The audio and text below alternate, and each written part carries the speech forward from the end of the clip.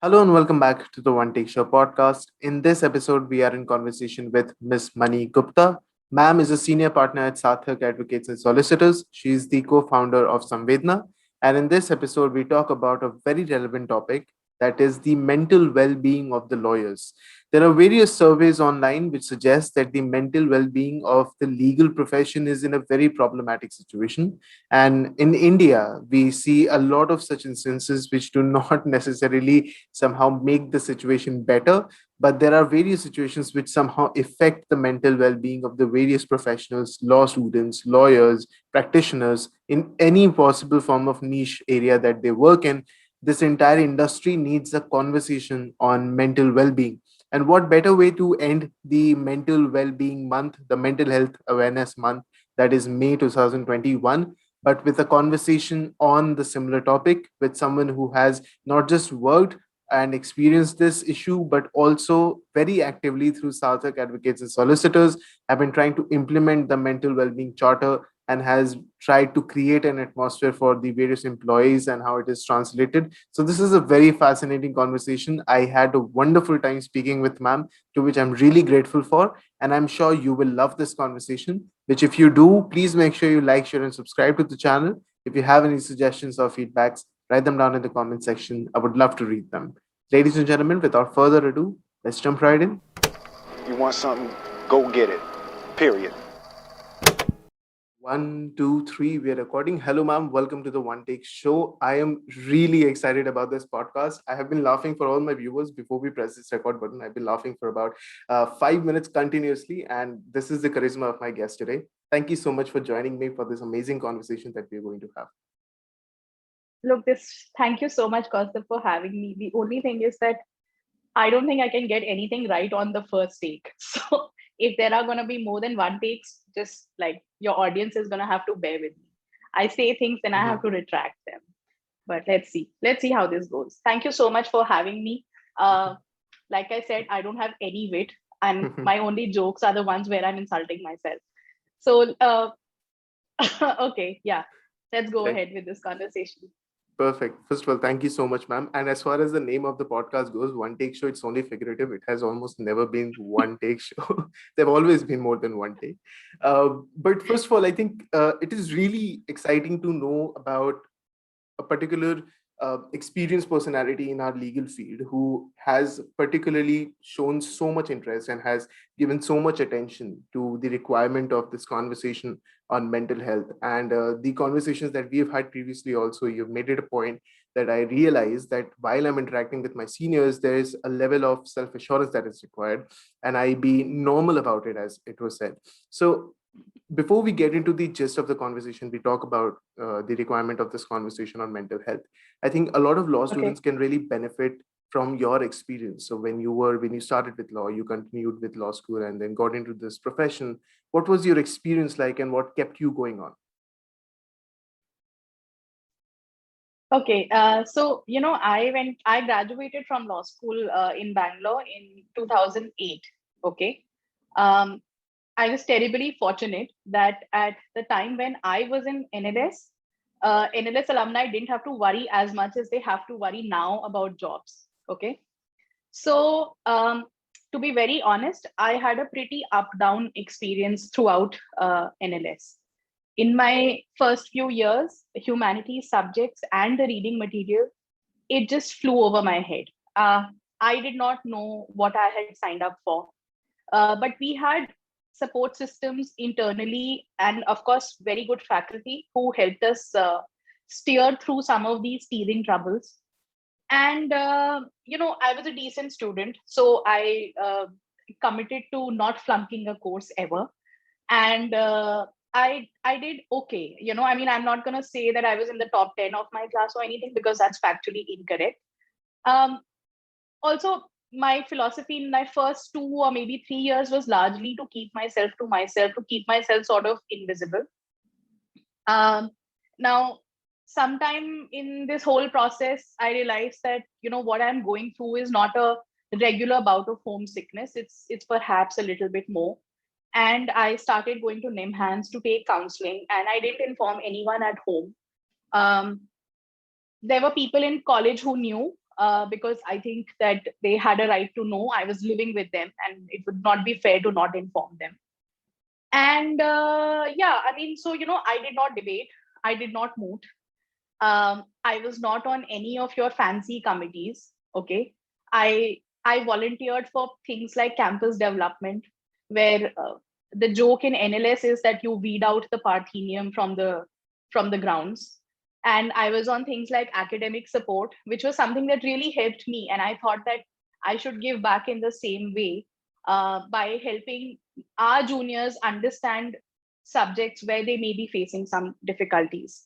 So, I mean, I was actually one of those Jhola Chap kind of people in NLS who would feed stray dogs with their money, get them to their room. The dog is sleeping in your room, you're getting show caused for it, you're paying fines for it.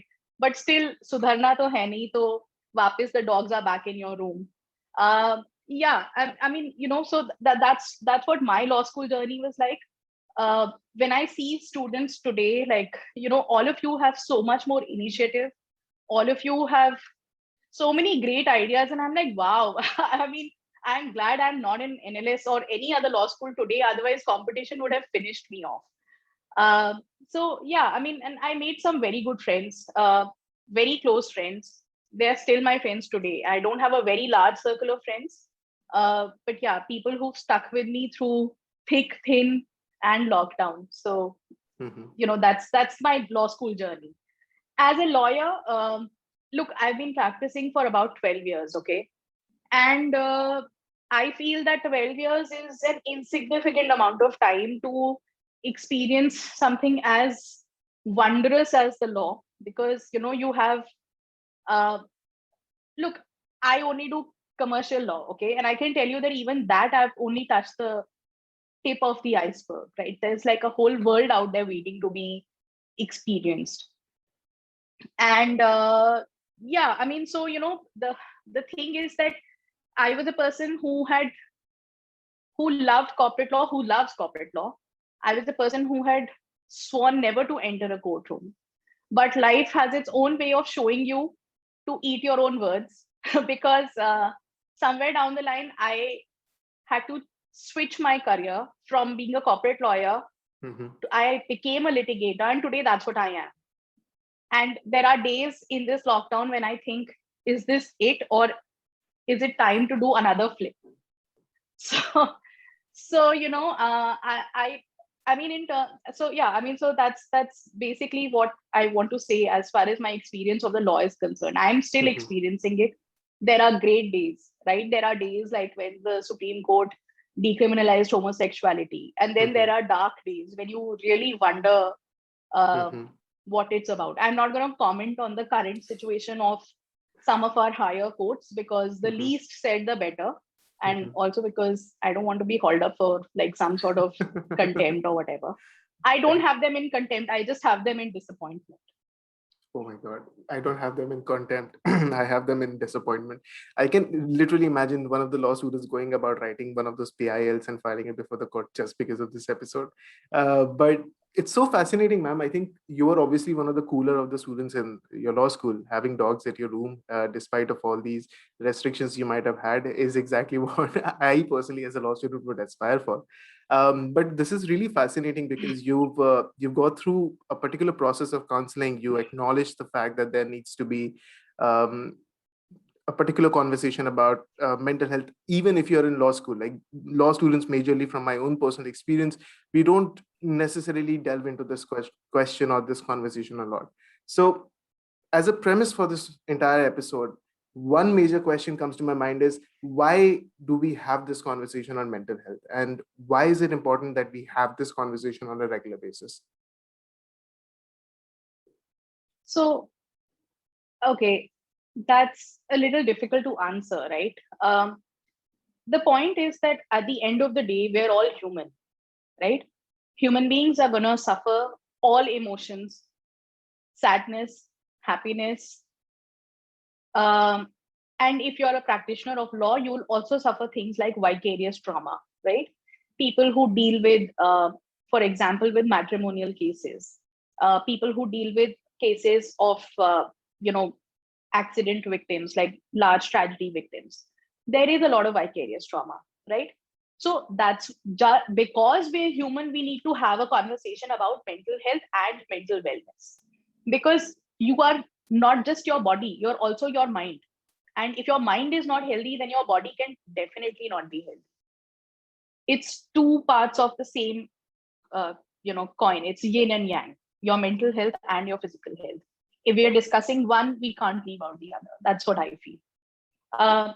The other thing is that I think that Pratibha Singh, actually, Justice Pratibha Singh wrote a judgment on insurance claims in mental health last month now, or maybe May 2021. And what she said was, and I'm just quoting from that, and I think it really hits the point home. Mental illnesses can also be debilitating and destructive. The recent pandemic also highlights this beyond any doubt. Circumstances leading to patients requiring isolation, healthy persons being subjected to lockdowns, work from home conditions, loss of employment leading to lack of confidence for long durations have led to several mental problems. Now, obviously, Justice Singh was referring to the pandemic, but if you look at all the examples she's highlighting, these things are happening even without the pandemic. People are forced to work from home. People may lose jobs. People may go through a divorce. People may have an accident and they may go to hospital. All of these have an impact on your mental health. But the pandemic aside, I think we need to wake up to the reality that lawyers in general, lawyers in particular, are facing things like burnout, stress, anxiety, imposter syndrome. And these are all very much all pervasive in our sector, and I'm not even talking about mental illnesses as such, like, bipolar and schizophrenia and depression, which are things that, only a medical practitioner can diagnose for you and can help you get through that. But I am saying that there is a systemic problem of at least things like stress, anxiety, burnout, imposter syndrome that we need to address, that we need to counter in our fraternity. Right, right. And you say that it's a systemic problem that is currently in place. Somehow, there are various characteristics about a profession that is pushing this issue of mental health. It is causing those traumatic experiences. You've highlighted a couple of them. For example, lawyers dealing with family matters, or lawyers dealing with accident issues, or criminal matters for that matter, go through vicarious trauma. And this is the first time I'm hearing this word, and this is the first time I'm learning about this. So I think if you could please tell us a little bit more about how our profession, or what is it in our profession that is perhaps pushing these issues.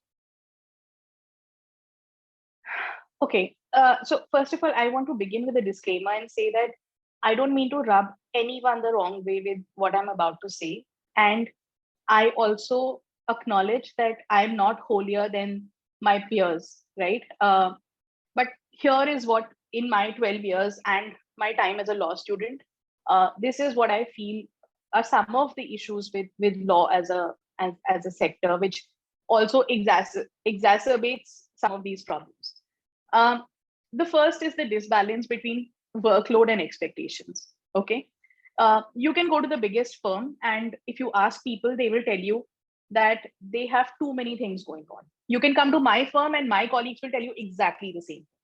So there is a need to acknowledge and recognize that when work is being allocated and when work is being done, there is too much load and there are too many unrealistic timelines. Okay, that's one of the first factors. The second one is, in my view, the idea of perfection and the idea of invincibility, and the idea that mistakes are basically there is no room for a mistake. Okay. I think most lawyers, I have not, very few people I have met in my lifetime, lawyers have a perfectionist attitude. They have an inherent need to be right somehow. At least that's what I've felt, right? So you will rarely meet a person who doesn't want to have the last word on anything. And if they're a lawyer. So what I feel happens is that, when you have an idea of perfection, and a mistake happens, then that mistake gets blown out of proportion. And see, I think consequences of a mistake have to determine the punishment for it, or rather the reprimand for it. But that does not happen in our profession a lot of the times, right? And what that ends up doing is that it ends up increasing the stress levels of those who may be committing the mistake, and eventually leading them to question themselves again and again. So imposter syndrome, leading them to basically give up on work life balance, right? So I might commit a mistake. My boss needs this to be perfect. I therefore have to spend 12 hours doing my job when I can actually do it in 10 hours if I just didn't have this stress on my mind. The third is a lack of openness and trust. Wherever in any field, right? If you will see there is lack of openness and trust, there will be these issues. This, what I'm saying sounds like a generalization, but I just want to re-clarify that there will be exceptions. There are exceptions. There are people who don't do a lot of these things, but generally, this is also one of the factors that contributes uh, to to poorer mental well-being in the law, right? Uh, if I tell you that I have a mental health problem, how will you use this against me? Okay. If I look, there are surveys which point out that most people have a tough time talking to their bosses about mental well-being or mental health issues. And part of it is because one, we don't value vulnerability in our culture, and this, or in our profession. And the second is that there is lack of trust, right? Because I don't know how my boss or my superior is going to use this information against me. Um, the last one is, which I have identified for the purposes of this conversation, is also um, a need to overachieve and do more and more and more. And this takes me back to the point that I was saying earlier. And I think social media has a lot of role to play in this today, right? I mean, in between 2003 and 2008, when I was a law student, we did not have most of, LinkedIn, Twitter. I think we had Orkut at some point of time. But the impact of technology on our lives today, it is unprecedented, right? I mean, like, I go to my LinkedIn and I think, oh my God, people younger than me are achieving so much, are doing so much. And what am I? I'm just I'm just this minuscule little microorganism somewhere, right? But the thing is that when you see all these people doing so much and being so vocal about it, you start undervaluing your own self. And that again leads to problems. That said, let me also clarify one thing. These are not issues that are there only in the law. Okay. These are issues that are there in a number of highly competitive industries. I was watching one episode of something called The Industry on one of the streaming services. I think it was on Amazon Prime. And I looked, and I think it was about an investment banking firm. And I was like, dude, this is a law firm. I mean, that's exactly the kind of stuff that happens: cutthroat competition, no work-life balance, and that's what leads to a lot of mental well-being being forsaken, and also maybe to, in some cases, to mental health issues cropping up. Right, wonderful. I think I can relate to this particular portion of this conversation so much. Apart from the fact that before this conversation was scheduled, you shared some really valuable material with me. One of them was IBA survey that coalesced and somehow like very comprehensively described how globally this entire issue is now Yeah. being recognized. And this is something I would love to perhaps learn more about. But when you say that today you look at LinkedIn, I think from a law student's perspective, and I can speak for most of my peers, especially my friends who I have a regular conversation with, is how competitive and how demoralizing sometimes these social media platforms can be, especially for us in times like COVID and pandemic right now, where we are completely thrown to the wolves. We have to perhaps fight and get the best of this time. And if in case we are not making the best of this time, which includes sitting for various courses, while also sitting for various moods, writing hundreds of the papers, we are completely wasting our time, and hence we won't be employable because the market is going to be extremely competitive. So in that context, I think it becomes really important to learn someone uh, who has seen this, overcome this, and now perhaps from your experience has identified these issues. But what is really interesting at this post is that from your personal opinion, ma'am, I would love to know that there are certain requirements that determine how the lawyers function. And this was a conversation I was having, is that the courts, the performance of the lawyers, they demand the lawyers to be so hyper productive. They want, the demand of perfectionism is there inbuilt in this profession. So if there is a certain demand that is there, there is a client's expectation that the lawyers have to meet, how then can we cater to all those points that you've just pointed out?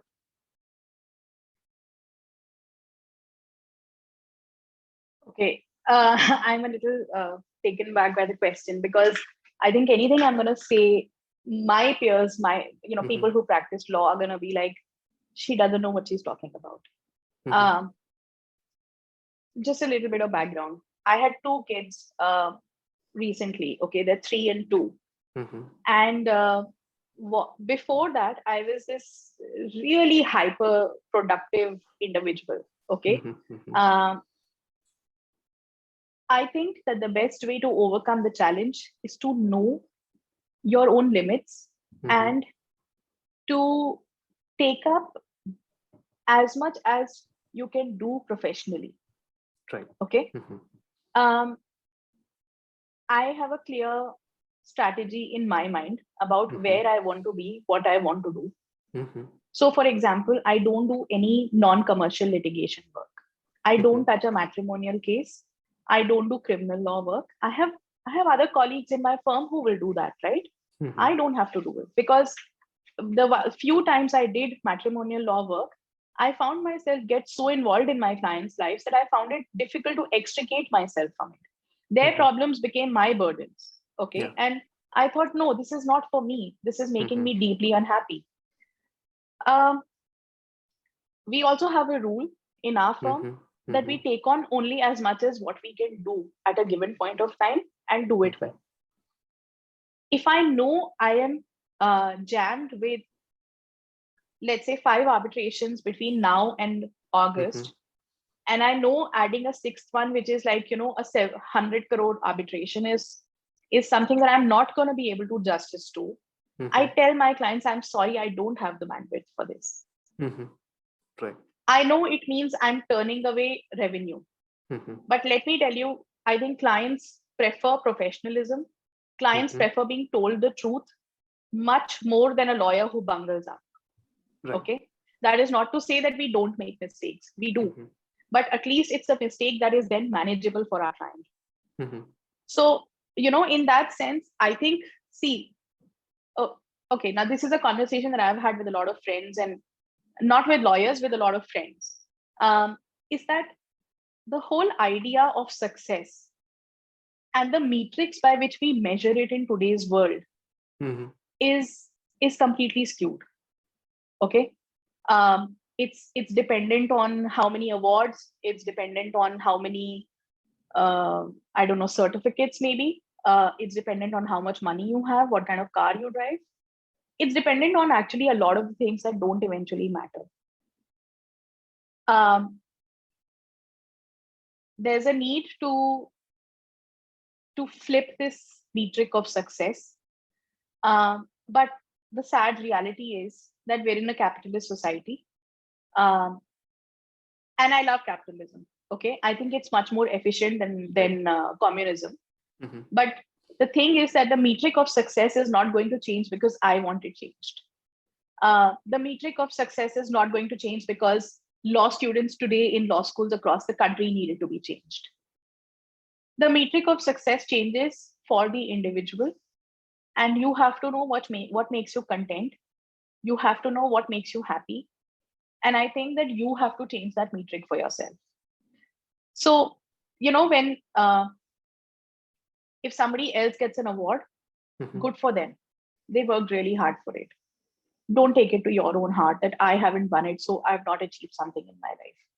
That, I mean, look, I know this is a slightly philosophical answer.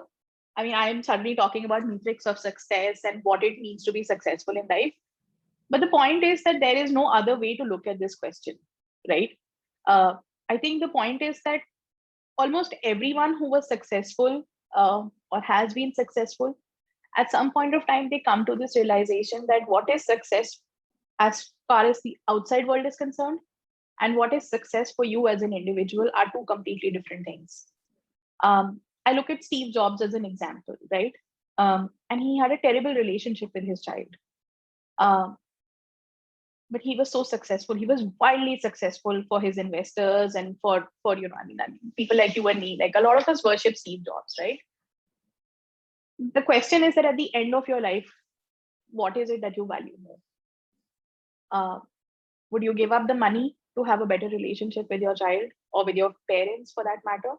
No, look, I'll be very honest with you, Kaustubh. You know, when I say some of these things, even in my firm, my juniors and my interns, they just look at me with like, I can see that a mist develops over their eyes and they're like, lunatic, doesn't know what she's talking about.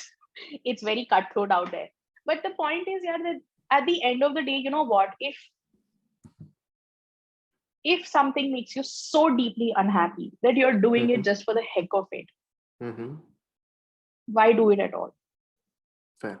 Mm-hmm. You know, I have friends who, I have batchmates who are gold medalists from Mm-hmm. NLS. Mm-hmm. They worked in some of the best law firms in the world, and then they Mm-hmm. gave up the law. I think because it made them deeply unhappy and they wanted to be happy in their lives. Mm-hmm. Look, why are we doing this law firm job or that law firm job or run some webinar or something? To Right. earn some money? No. Mm-hmm. Mm-hmm. You know, at my first job, I was deeply unhappy, but Mm-hmm. I once told them, I said, you know what, if you could pay me half the salary, but give me some time to spend that half, Mm-hmm. I'd be happy with it. Yeah. So you can have your, 1 lakh rupee a month, or whatever. I don't know what tier one Mm-hmm. law firms Mm-hmm. pay today, but if you don't have the means to enjoy it, if you don't have the means to connect with your family, to connect with your friends, then what good is that money? Then what good is such a practice of law? These are things that people realize later in life. Uh, I am somehow at that stage in my life where I have that realization. Mm-hmm. And I think that my telling youngsters this is going to be like, Mm-hmm. you don't know what you're talking about, lady. But I think some of you may realize it and may want to go back to this conversation at some point of time So I think and I say that put yes. absolutely. I think I personally disagree with all those youngsters, primarily because I have also realized this, that every time I've had a conversation with my senior about making a choice of either going to corporate law or working in a corporate law firm or deciding to go into litigation, the major part of the conversation or the narrative of the conversation has been go to the law firm if you can survive the excruciating working hours. If you cannot, go to litigation. So it's never about whether you enjoy litigation or it's never about whether you enjoy courtroom law. It's never about whether you enjoy corporate law, do you like working in a firm environment. It's almost all the time about what is your capacity to handle abuse. And I'm not saying this while pointing out fingers to particular law firms. I think it's a conversation that requires no reevaluation. Every law student has gone through this conversation, and we are aware that the expectations are very high. And then when perhaps in the latest developments also we've seen around, and quite recently the issues that have been raised, a very toxic work culture is not helping either the interns or the advocates. It's not helping us and it's not helping anyone else. So from that perspective, I think it is important to first of all realize what you're saying and to completely agree with it, to imbibe it, and actually to follow it. Because the best advice that I've received from one of my seniors is the senior that I'm currently interning under, is that you join litigation if you genuinely love the law and you love the application of law, you love the meddling of various laws at one point of time, so you can have the variety, or whatever be the reason. But don't join litigation just because you think you won't have to work hard. You work hard because you want to work hard. And that, I think, is the reason why I am so excited to have this conversation with you also, because that just pushes it, the conversation. You know, so just in defense of law firms, because Mhm, I was a part of a large one earlier and I'm running one today. mhm, I think that the distinction is artificial. Okay. mhm, You you your experience will be the same whether you litigate, whether you are in a law firm, or whether you're in a corporate law thing, whatever that means. You will have to work long hours, whether you do litigation or whether you do corporate law work. Uh, you will have to put in, the basic amount of hard work. Um, and toxic cultures, look, they exist in law firms, they exist in chambers, um, they exist everywhere. So, the need is to really look at not the manner of organization of a workplace, but to look at its culture. I think that's the way I would reframe it. absolutely. And I think at this point, I was having this conversation with senior advocate Mr. Aditya Sondhi, when he said that perhaps the reason why people prefer law firms, and one of the virtues of law firm, is they give you a disciplined environment, perhaps a more structured, accountable environment. And that is important for fresh law graduates who have perhaps not interned as much or don't have that experience. So, and this is exciting because my next question is that when we look at it from different perspectives, when we try and evaluate from, for example, IBA survey, and from your opinion, how big of a problem is it becoming now, and how are lawyers coping up with it?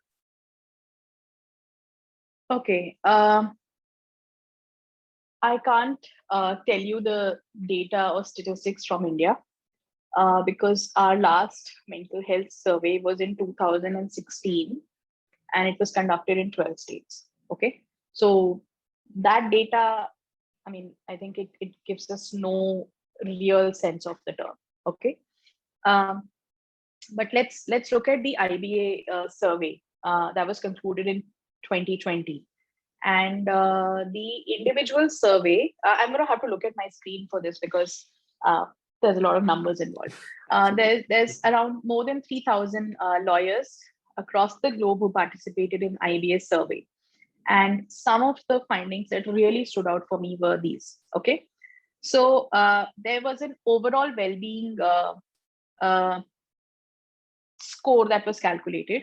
For lawyers who participated in the survey, it was at 51. The global average is 75. Okay. So 51, 75. Keep that number in mind. Okay. And this is the global number. So lawyers across the globe are unhappy, clearly. Uh, okay.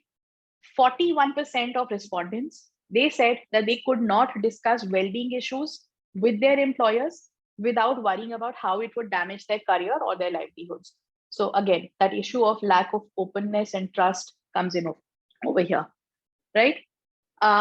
Now, uh, most employees, which means associates, senior associates, etc., felt that employers need to do more in the area of well-being, mental well-being in the law. Okay. 75% respondents in the age of 25 to 35 felt this way also. Um, a lot of About three-fourths of the institutional participants of the survey, they said that they have mental well-being initiatives in place at the workplace. But if you ask them about the extent of training, only 16% had any sort of well-being training in place. So I may say that, I have paid up for a counselor. Okay, and that's all very good.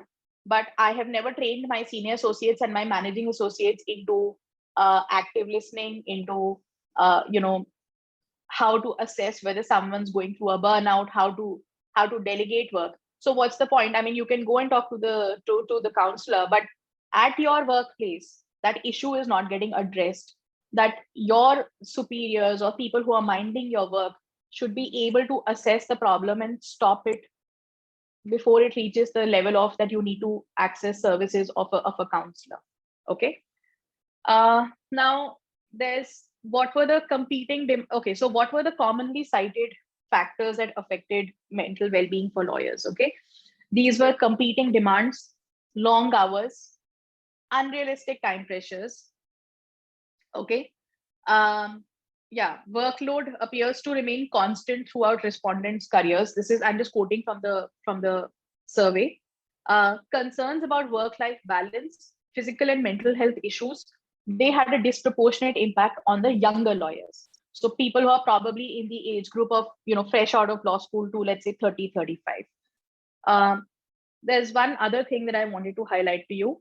While the global number for overall well-being was 51, Asia Pacific, which would also include India, had the lowest number. So that number is 46. Okay. So if you look at the regional split of well-being, Asia Pacific scored the lowest with 46. So, that gives you some idea of how things stand. Look, I think the number that really stood out for me was that, the 75 and the 51, right? That's a huge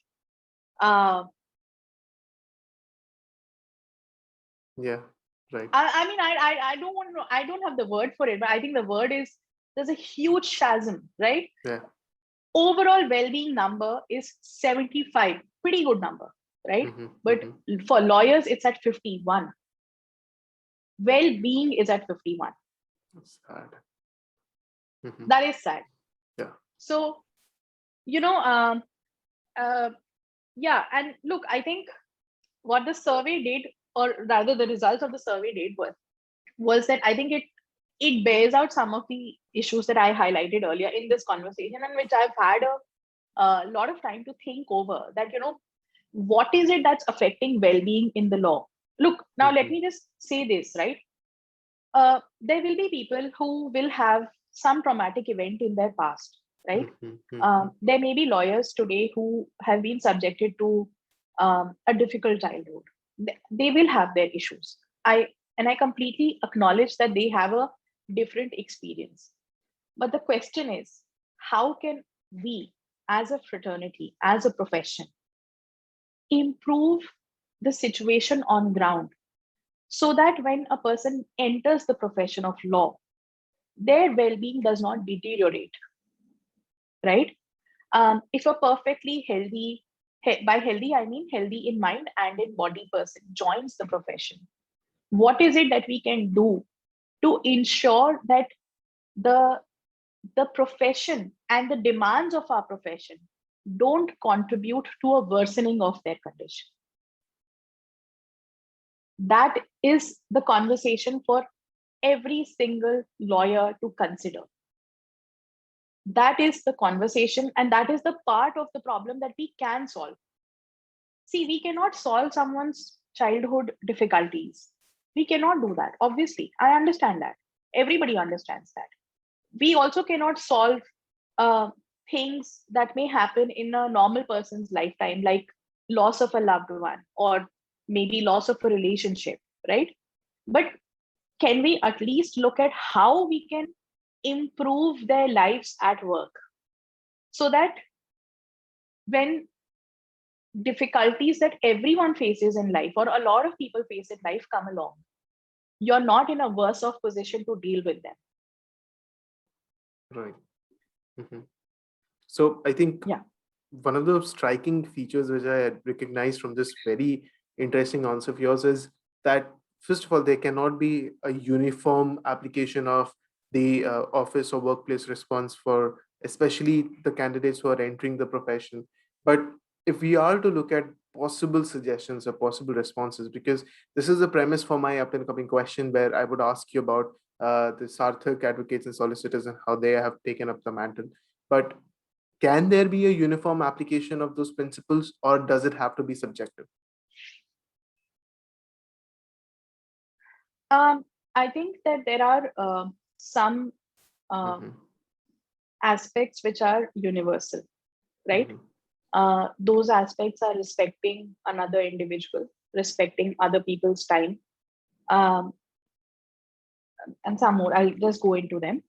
But see, when I say that that no workplace can solve in experience a difficult experience that may happen outside of the law, what I simply mean is that, look, we are not going to monitor or ask at the entry level, hey, did you have a traumatic experience before joining my firm? Obviously not. That's screening, and that's not okay. Okay. It's not okay to ask a person, have you ever had a mental health issue? So that is out of the window, right? Now, assuming that everyone who joins us is okay, what we need to look at is creating a respectful workplace which has no tolerance for things like bullying, and which looks at the individual and says that, look, if this person is not able to perform well, then it has other implications on my organization. See, what you have to understand also is that mental well-being, when it's affected negatively, it has other economic uh, adverse outcomes for organizations. Places where employee well-being is lower have greater problems of absenteeism from work. There is a higher likelihood of making a mistake. Okay, there is a higher likelihood of uh, of of stress and burnout. So there's a higher likelihood of the change in personnel. Now, all of these are things that can be addressed. How can they be addressed? I think that so there is something called the Mindful Business Charter. I think they came up with 4 pillars of how a place could be a more mindful business. And I think those 4 pillars are pretty good guides. In my opinion, to how workplaces can evolve to become better. Let me just so okay, these are like 4 really simple things, right? The first one is on building trust and effective communication. Okay. The second one is on smart meetings and emails. I'm going to come back to this in just a bit. Respecting rest periods. Okay. And the fourth one is mindful delegation, right? I think even if just these 4 things are taken care of, it really helps people to at least to it really helps organizations and employees have better um, outcomes at work in terms of their well-being is concerned, mental well-being is concerned. Right. Mhm. And I think this is also to be looked at from the perspective of the latest actions and endeavors that Sarthak Advocates and solicitors have taken up. As a senior partner in the firm, I think you have also played a very important role. There is a particular conversation about Samvedna that I would love to have after this question is that what exactly are those measures that Sarthak Advocates and solicitors has taken up? And how is that measure in function as of this moment? Okay. So basically, see, Sarthak was started by my partner and also my husband, Abhishek, right? And from the time that we started, from the time the firm was started, um, not we started it, the time the firm was started, the cornerstone philosophy was to have openness and to have respect. Okay. Uh, and I think that people, everyone who has been a Sarthak alumni, so to speak, will vouch for this, that one of the biggest advantages was that we could speak our minds freely and without fear of repercussion. Um, right? So we had and as someone who has taken care of me through my mental health episodes, Abhishek was also aware of the fact that these issues are real, right? It's not just that positive thinking is going to lead to, you know, basically is going to take care of all your mental health issues or mental well-being. Positive socho beta. Um, so we had a growing sense of uh, the need to address this elephant in the room, right? Um, Abhishek also has experience of working at a large law firm in India. So do I. And we knew that, some of the issues that were being faced there are bound to recur in our workplace unless we actively take steps um, to remedy it. So some of the things, and I'll be very honest, a lot of this was implemented after the pandemic struck, and we really had time to sit down, think about it, and evolve our strategy as a firm. Um, some of the steps that we have taken are I'm just enlisting them. One is that obviously we're signatories of the Mindful Business Charter. So as signatories, we have taken it upon ourselves to respect the four NDC pillars. And and while right now we are mindful of the fact that clients are not open to having a conversation around the NDC, but internally within the firm, we respect those four pillars and we try and abide by them. Um, so as a result, we discourage overuse of email. Okay, we discourage sending out emails at godforsaken hours unless it is a life and death situation, and by that I literally mean it has to be a life and death situation. Oh my God. Okay. uh, Look, I think technology today allows you to schedule an email. Okay. So if I'm working at 2 in the morning, I can schedule it to reach you at 9 in the morning or 8 in the morning. Why does it have to reach you at 2:01 a.m.? I don't like to know how hard my colleagues are working. Just the work should get done.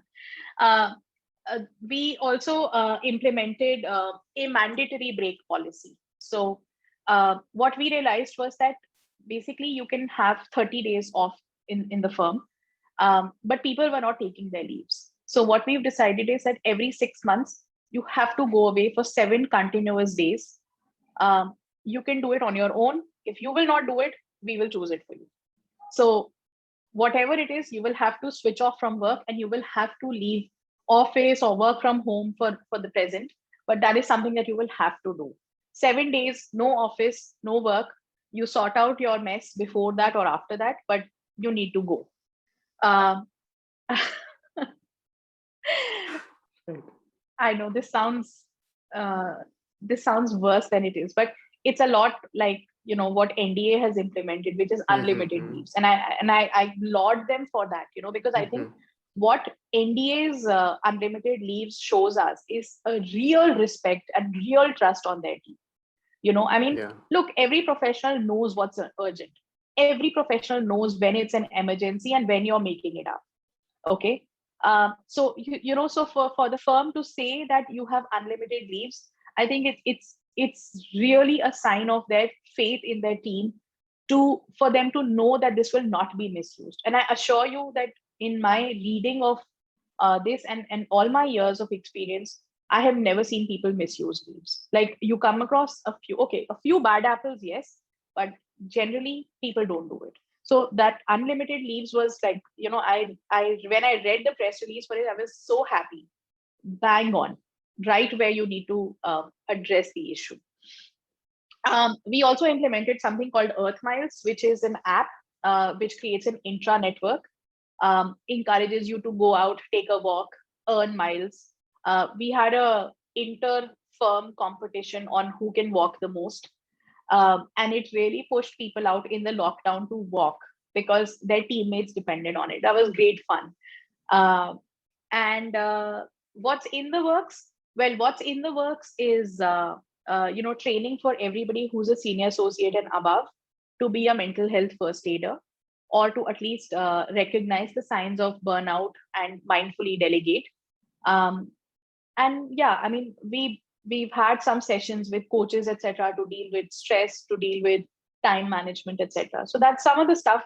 See, we're a much smaller outfit than a lot of other places, but this is some of the stuff that we are doing for our team and staff, not just lawyers, for our staff as well, so that they understand that this is something that they need to respect and pay attention to. Right. This is mind blowing. Like, the first half of these pointers where you say there is a mandatory leave and you can't send me mail after a particular period of time, I thought, oh, there goes the brownie points that most of the interns try to score. But I think these are fantastic. Each and every one of these measures is indispensably required. I cannot imagine any situation where I would argue against it or could argue against any of these measures. And it is also very supportive of the fact that you have very consciously gone ahead and started something called Samvedna. And I won't take the space to speak about Samvedna because I think viewers should learn more about this from you. So, what exactly is Samvedna and why did you start it? Okay, so Samvedna is my Mhm. initiative with a friend, Satyajit Gupta. Um, and without going into too much, and like you and everybody else who will possibly listen to this knows that I have had mental health issues and difficulties. And some of it became some of my problems became worse when I joined the profession of law, and therefore, you know what, for a long time the feeling that I had was that we need to do something to make sure that others at least have a forum to voice their concern, to at least say that this problem exists, at least hear us out. And Samvedna is exactly that. It was born in the lockdown, but it's a forum to address the issues of burnout. It's meant to address the issues of stress, and because I think a lot of us would benefit from um, even just talking about it and have someone non-judgmentally listen to us. So for example, for the present, we're doing a peer listening circle every Saturday at 4. Details are up on my LinkedIn page. If anybody wants to join, you have to obviously agree to keep things confidential. We openly invite people to come and share their mental health or their mental well-being stories, right? So if you had an issue of poor mental health and you've overcome it or are overcoming it, what is your journey? What is it that contributed to it? Come share it with us, because what I've realized is that throughout my time in this profession is that unless we speak about it, we're never going to destigmatize mental health issues. And the more stories are out there of people having had problems, having overcome them, and gone on to have successful. Successful is in air quotes because, well, I may not be heading the biggest law firm in India, and obviously I can't, but uh, at least I'm doing okay for myself, right? Uh, so it's very inspiring to someone else who might be in the doldrums, who might be thinking um, of what they're doing here, who are questioning the very basis for being here. It can be a huge relief to them to hear someone or to read someone's experience of surviving this, because it can be survived. You can overcome this. Right. Mhm. Perfect. And I think uh, I am not sure how applicable or how accessible is it for law students, because I would love to inquire, and all of these details will be available in the description of this video for all my viewers and the listeners of this podcast. Irrespectively, I think this is also one of the major concerns for law students as well. And personally, from my experience, I think we do question ourselves, and questions are sometimes as big as why am I doing law, and quite very late in our law schools. So and I'm like, yes, finally I lost good. And then you suddenly start questioning, could it have been something else? And I think these kind of conversations are essentially what anyone would want to have in order to learn from the experience of the people who have done it before them and have overcome these challenges. And I think with respect to these well-being strategies towards these employees and how this juxtaposition is to function, we see how the law firms are to apply these well-being strategies. How, in your opinion, can we juxtapose the Indian situation with what is happening outside, or what the current situation is? As you say, the average for the lawyers across the globe is 51, as against 75 in general. What else is it that you suggest that we could possibly do as an industry to promote this well-being amongst ourselves? um, okay, there are several things, right? And see, in India there are already some people who are working on this issue. There are firms like Fidus, which is doing some work in this area. There are places like Sarthak which are doing work in this area. I read, I already told you about NDA's the new leave policy, and it was fantastic. I also read Khetan's wellness plan. I think it's called a well-being plan. I could be wrong on the terminology, but I read about it. See, I think what what globally is accepted, and I think what needs to change in India is that change needs to start at the very top in this particular field. Okay, see, if a senior will not take leave, if a senior will be sitting in office till 4 a.m. every day, and on weekends also, there is no way their juniors have either the power or the ability to go and say, "Sir, मेरे को 7 बजे घर जाना है," or "Sir, I have something at home on Sunday. I will not be able to come." Right? So change needs to start at the very top. Law firm leaders need to walk the talk if they are interested, if they are not paying mere lip service and they're serious about well-being of their councils, of their staff. The other thing is that we need to have trust and respect. Like I told you, the NDA plan, right? It the reason why it really stood out to me was because it shows respect and trust on the team. You know, you read a lot of stuff about initiatives and things like that, but sometimes when you read it, it makes you wonder why is it there in the first place? Is it mere lip service? Is it just to show that you're doing something, right? For example, if you introduce a leave, where a wellness leave or something like that, if it's a separate category and I have to tell the HR that I'm taking a wellness leave, which is supposed to address burnout and stress, you're forcing me to disclose that I'm going through an issue, which I may not be very comfortable doing so, right? The reason I say I commend NDA for their initiative is that it shows that you have trust in your people. You know that it will not be misused. And the few bad apples, well, they can be segregated from the rest and you can deal with it. You need to have trust and you need to have respect for your team, for everyone in your team, from top to bottom. And I mean bottom, I really mean the bottom, like even the office boys and PMs and court clerks, you need to have respect for them. And you need to trust them and engage them in this conversation. So, those are the two things. Well, the third most radical thing is question the billable hour, right? All law firms bill in something known as the billable hour.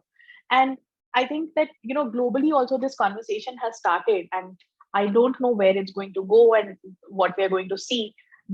And I don't find a lot of takers even within my firm on abolishing the billable hour. But it's worth thinking about that. Can we move to a system of value-based billing versus this billable hour, right? Because that is what targets, is what forces a lot of work-life balance to be sacrificed, because you have to meet targets of 1,800 hours or 1,600 hours or whatever X hours in your law firm.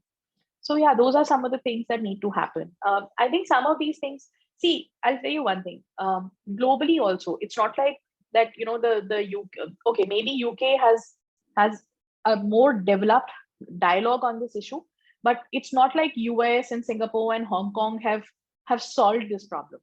They're also at the threshold of starting to solve this problem. I think one of the things I shared with you was Singapore's Law Society had shared a very simple, it's a beautiful one-page guideline on use of email communication. So easy to implement. And I think that, so what I'm saying is effectively that globally, this conversation is just getting started. We need to join the fray, and we need to join our profession globally and see what all we can do to improve lawyers' mental well-being. I don't want to say mental health, because the minute I say that, people are like, "Oh God, she's going to talk about depressing things like depression." But I do want to frame this conversation in a more positive light and say that we need to do more to improve mental well-being of lawyers. Perfect. We need to do more to improve the mental well-being of the lawyers. I think that is well-being of lawyers. Yeah, that is the tag of this episode. This is the gist of how this entire episode is supposed to go out to everyone who's going to watch this. I think this is one of the most exciting, most insightful, and yet one of the most indispensable conversations that I've had, and something that I was genuinely personally vested in, because I wanted to know how are the leaders in this field handling the current perception of this industry, at least, and let alone the actual realities of how the business goes down, and especially the questions around well-being, mental well-being comes into place. So thank you so much for particularly for this conversation. I have learned so much from the various materials that you've shared, from the work that you've done, from the various amazing achievements that Samvedna has now started, and how it is now bringing the entire fraternity together. And I think every one of the law students who's going to watch this episode will at least introspect and then go back and start thinking about how the workplace should be treated, and how the workplace should actually allow the opportunities to either the lawyers or the interns or to anyone who's involved in that place. Before we wrap this up, ma'am, do you have any closing remarks for our viewers? I do. Two of them. Sorry. Right.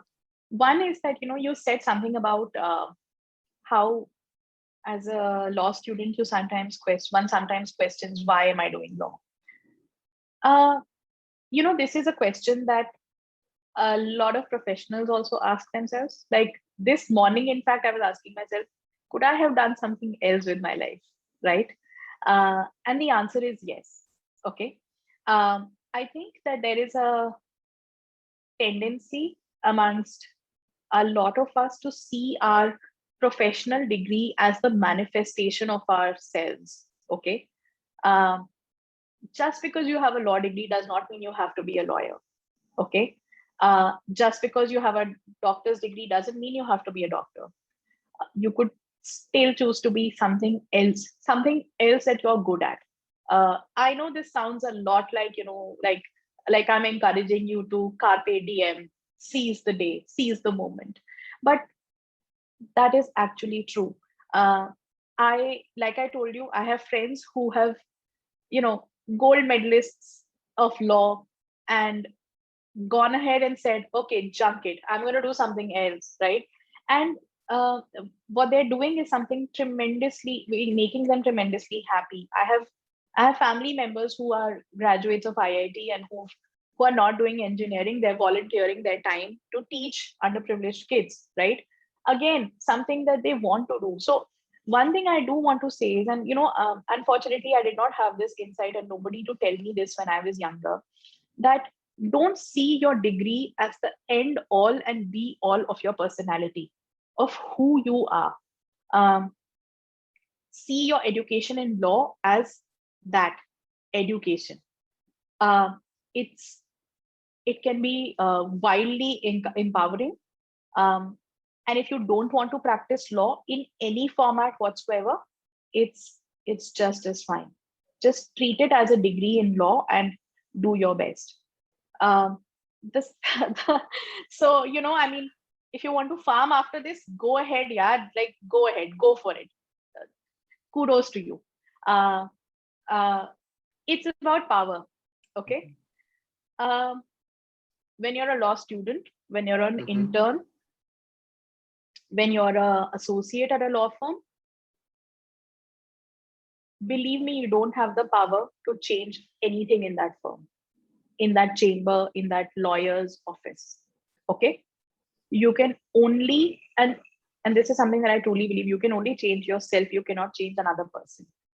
So two things that I would like law students the world over who are listening to this to remember is, please learn to appreciate yourself and invest time in self-care. Okay. So eat a healthy diet, do your exercise, things like that. These are within your control. Okay. Because they are going to be the benchmarks to how you're able to subsequently adjust and um, cope with stress, cope with anxiety, cope with other things. The second is that, and this is also something I learned the hard way. Okay. I used to think that, I have to be so macho and I have to be so, like perfect, right? Um, if you want the world to be kind to you, learn to be kind to those who you can be kind to. Okay. This is something that I always say. I was a I was not a very nice boss till some years ago. Okay. I used to constantly tell people, yaar, tumhe kya kar rahe ho? What is this? What is going on? You know, my feedback was very poor. My feedback to my peers was very poor. But what I realized was that the one thing I can change is that I can change the way I talk to somebody and give them the respect that they deserve. And that's the start of it. Because if you respect the person in front of you and talk to them politely, my guess is that they're going to be a lot more careful about insulting you. Right. Okay. Perfect. So be kind, be civil when you can, if you can afford it. Because you know what? Remember this: when you are at the beginning of your career, you have no power to change anyone except yourself. But change yourself for the better. Don't imbibe the wrong or the negative things from your seniors. Imbibe the good. Right. Perfect. Wow.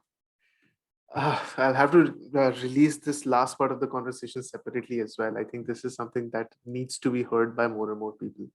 Wonderful. Thank you so much, ma'am. Thank you so much for this conversation. I am truly grateful for this opportunity, especially because I don't think a lot of people are willing or ready to talk about this.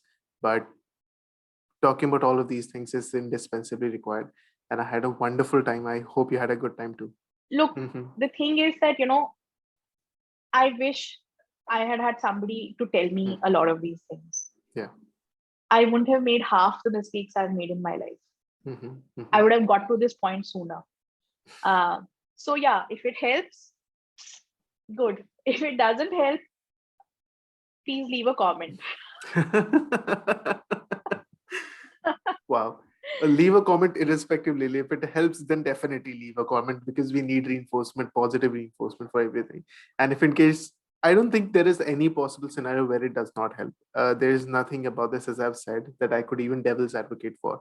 And wonderful conversation. And every part of this conversation specifically requires a 100% attention by anyone who is in our field. So thank you so much for this, ma'am. Thank you so much for this conversation. There are people who can do devil's advocate to a lot of what I've said. Do you know? There are people who will tell you that unless you have been through, rigorous training, you will Mhm. never become a successful lawyer. Right. Rigorous training and insulting someone are two different things, though. People sometimes blur the difference when they're doing it Mhm. themselves to somebody younger than them. It's important to understand that. Look, thank you so much, Kaustubh. I thoroughly enjoyed talking to you guys. To you, sorry, there is no you guys in this.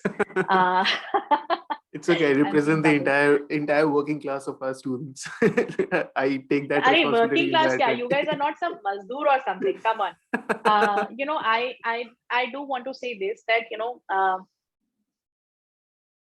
this current generation of law students, I think you guys are immensely brave. Okay. I think you guys are immensely creative and immensely hooked into doing what's best for your career. Right. Thank you. And I Thank wish you. you guys all the very, very best for all that you are doing. And I hope that the law lives up to Mhm. your expectations. That I hope that wherever you join your first job or your second job, you guys have a blast of a time, because it can really, really be exciting. It Mhm. can be, Yeah. it can blow your mind. It Perfect. really can. Perfect. And with that hopes and expectations, we shall march on and we shall work. And Of course. perfect. Thank you so much, ma'am. Thank you so much for this conversation. Thank